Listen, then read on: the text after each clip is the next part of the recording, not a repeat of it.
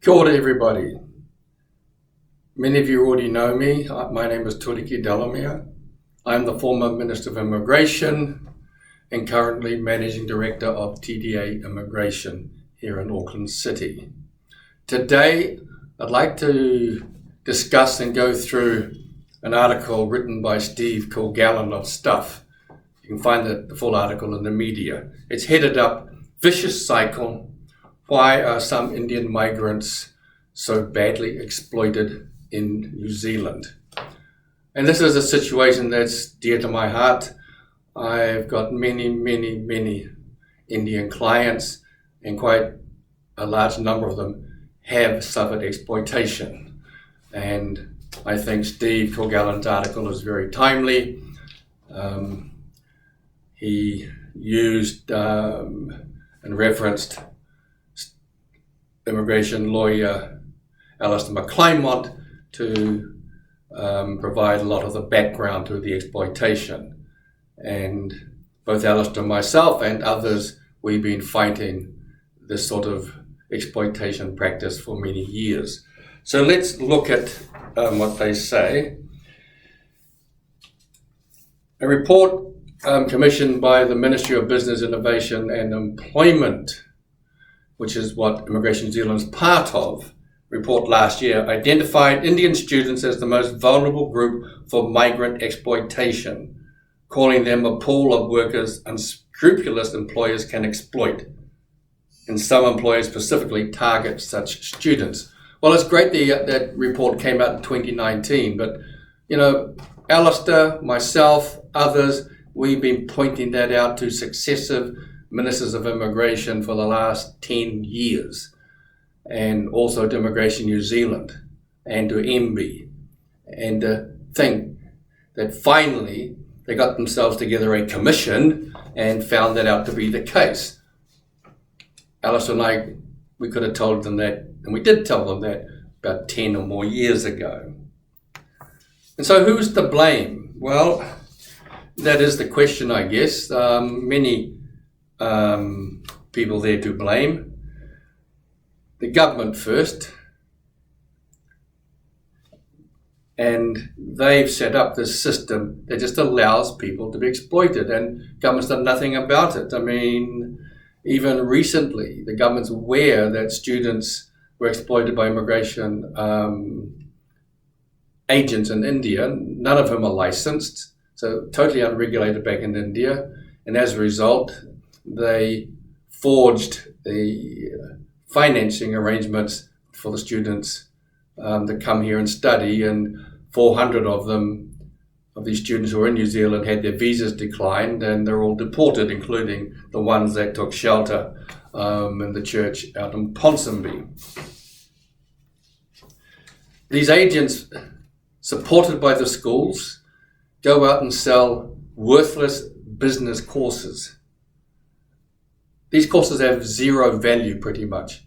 No one's going to give you a job taking those worthless level 5, level 6 business courses. And you pay tens of thousands of dollars for your course fees, for your accommodation, and then you find out how worthless they are when you try to get yourself a job so you can get a residency.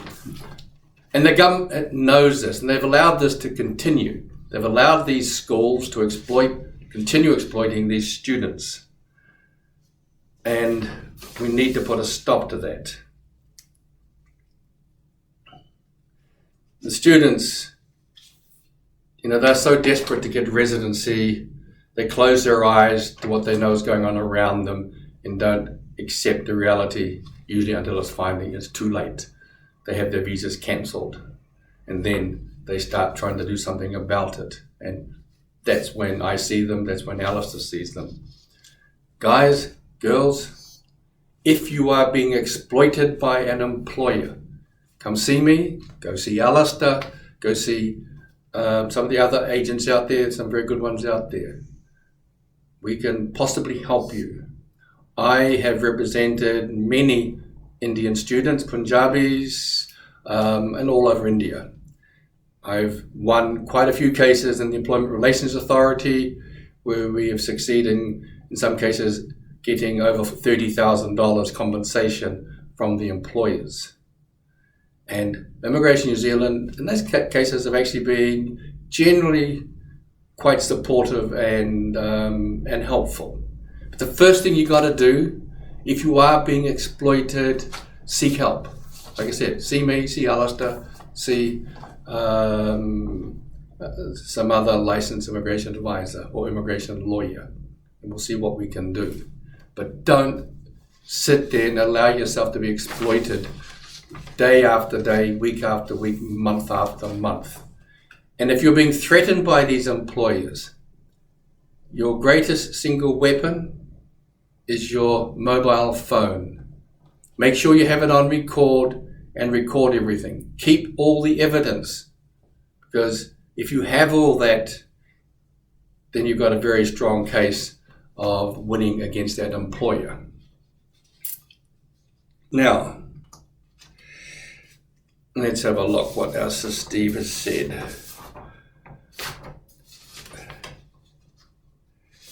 And why does this happen? Yeah, it's because, as Steve Kilgallon says, Indian students are particularly vulnerable, mainly because they've staked everything on securing residency. And this is the problem. You know, you've arrived in New Zealand, you've been sold this residency story back in India, and you've come here. Those agents have lied to you.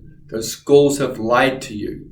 There is no guaranteed pathway, never has been guaranteed pathway to residency just because you've come to study in New Zealand.